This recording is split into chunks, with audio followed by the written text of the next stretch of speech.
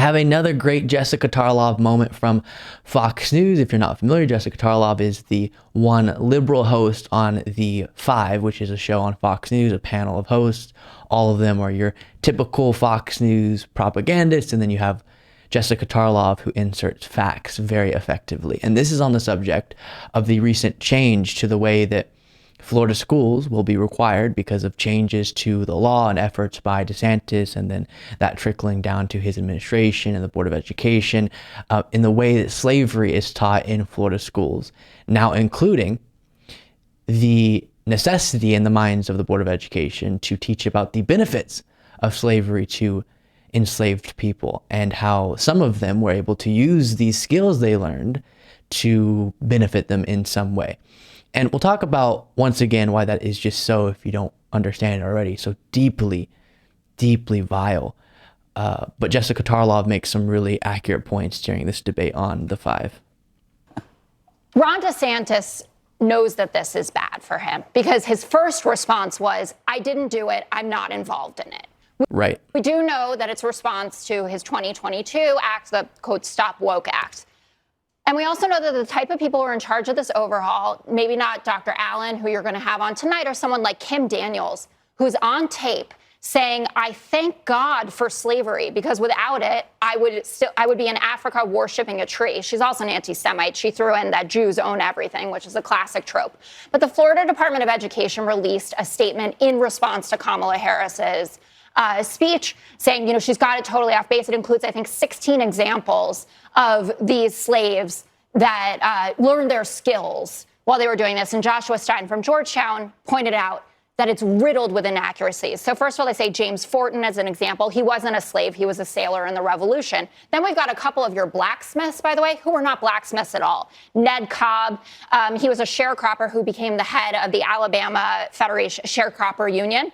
An amazing example of achievement. Lewis Latimer as well. He was called a blacksmith slave in the Florida Department of Education piece, but he was an inventor who ended up getting 2 patents and was hired by the Edison Company. Mm-hmm. It felt to me like so when I ask him tonight... Ask him, yeah. So let's break that down first, and then we'll get to other Republicans that this crossed the line for and are speaking out against DeSantis, which is pretty interesting. But first, it's important to point out, as Jessica Tarlov was doing at the end there, that if your argument, as we'll kind of more extensively debunk in a moment, is, well, we're just telling such a comprehensive version. We're just including so many facts, and that's actually to the benefit of the students. Then being able to quickly find out that certain anecdotes you're providing to prove this point about the benefits aren't even accurate, by itself is delegitimizing your argument. But then we have to get to a more basic discussion about the teaching of history.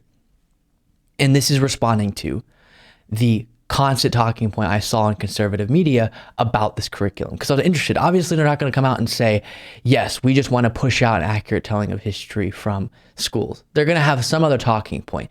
And they settled on one, and it was something to this effect, as Jesse Waters said during the same debate during The Five on Fox News.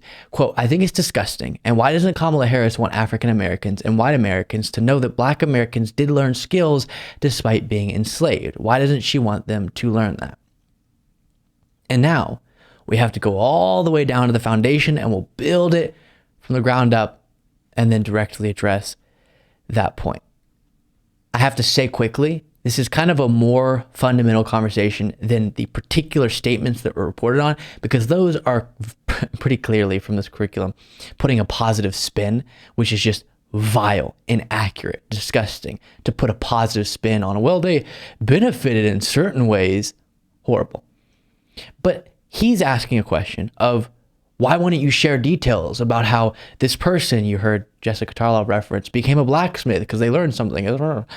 That's what I need to go all the way down to the ground level, in case you're curious why, in a detailed way, that talking point is absurd. With information, the recounting of information, the telling of information, the teaching of information, it is impossible to talk about every detail of any event, of any thing, of any object, anything. For example, even just taking a dog. If I were to tell you about my dog, I can't tell you, I don't have enough time in the day, in the year, to explain every single hair and the dimensions of the tongue and then the intestines. I can't tell you about every detail of my dog. So I would pick relevant details I think you should know about my dog. Or doing a show.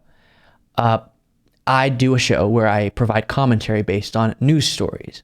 I can't tell you every single thought I have on every single story. And a lot of what crafts the way that you're perceiving American politics, at least from the perspective of my show, is which stories I choose to talk about and which points I decide to include.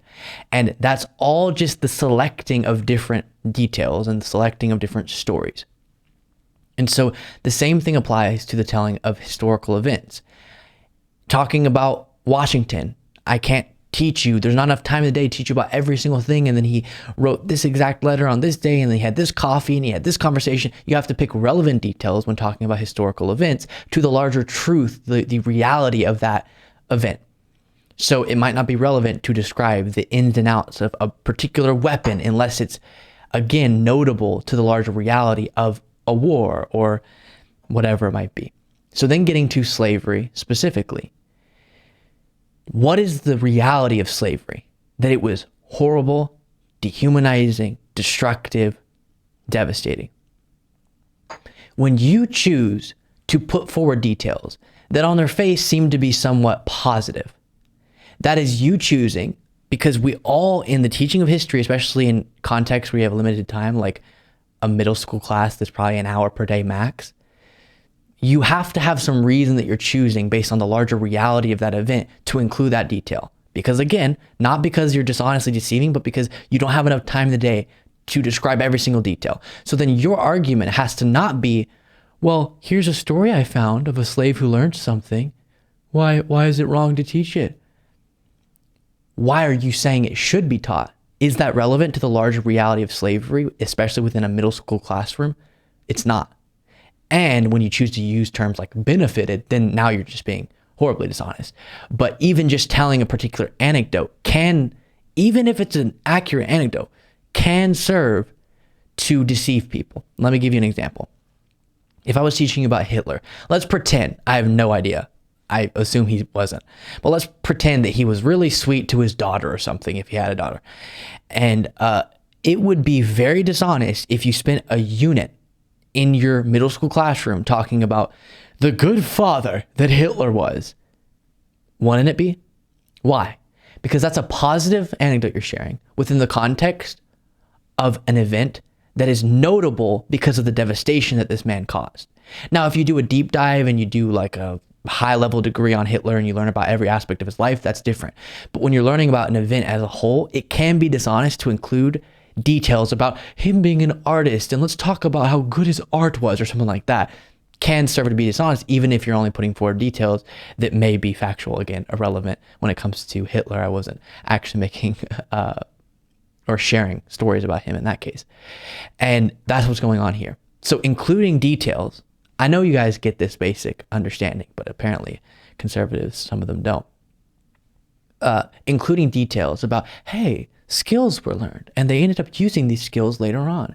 Even if you can find an example of a blacksmith who learned something when, whatever the story is, you're choosing to include that for a reason.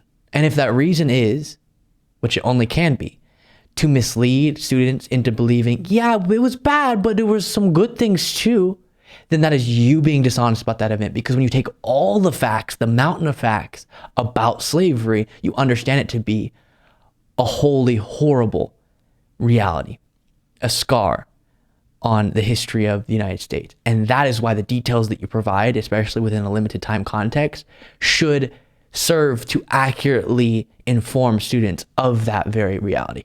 I know you guys get that, but sometimes I like to go down to the basics for the sake of right-wingers. But here is Will Hurd, a presidential candidate, saying, unfortunately, it has to be said slavery wasn't a jobs program that taught beneficial skills. It was literally dehumanizing and subjugated people as property because they lacked any rights or freedoms. Exactly. And then here is Chris Christie. I wonder what you think of this controversy and how it reflects on your party.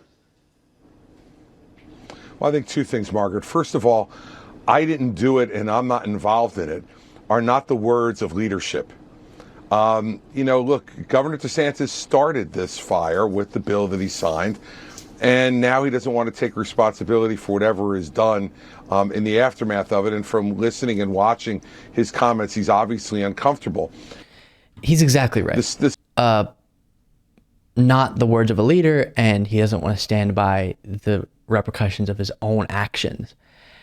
And that's important to call out.